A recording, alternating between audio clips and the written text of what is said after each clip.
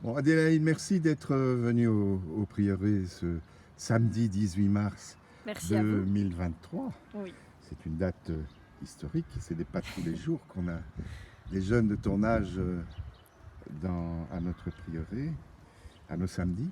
À vos Qu'est-ce que samedis, oui. tu retiens Je, de cette immersion? je retiens que ça a été un challenge pour moi, c'est vrai quand même, de venir aujourd'hui et de jouer le jeu et de faire cet entretien, cet échange. Et c'était très très beau de pouvoir non seulement partager mon message, mais aussi d'avoir des retours magnifiques de la part de ceux qui étaient présents aujourd'hui. Et je ressens une énergie vraiment forte qui était présente.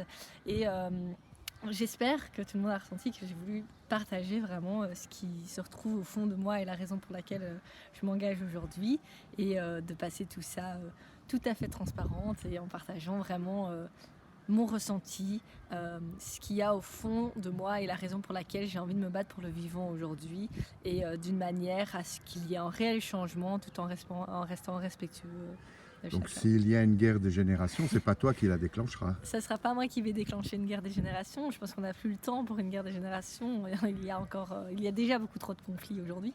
Moi, j'espère surtout une union des générations, comme on essaie de le faire un maximum avec le mouvement des jeunes pour le climat, et où on s'unit avec des mouvements comme par exemple les grands-parents pour le climat. Et aujourd'hui, on doit pouvoir travailler toutes les générations unies ensemble face à des problèmes qui sont sociétaux, donc qui dépassent la question de l'âge, la question de la génération. Donc non, il n'y a pas de conflit entre les générations. Quel est le prochain grand combat concret de l'activiste que tu es?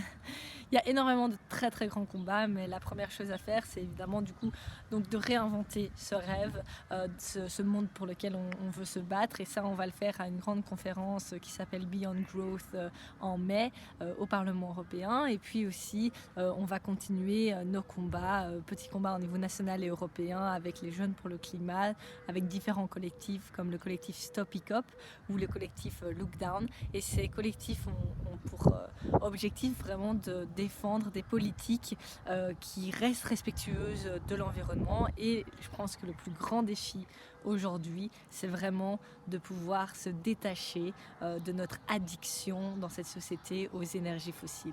Et donc ça, c'est notre plus grand défi, et c'est sur lequel nous allons travailler les prochains mois. Bon vent donc, Adélaïde. Merci, Et à vous merci. aussi. Merci beaucoup.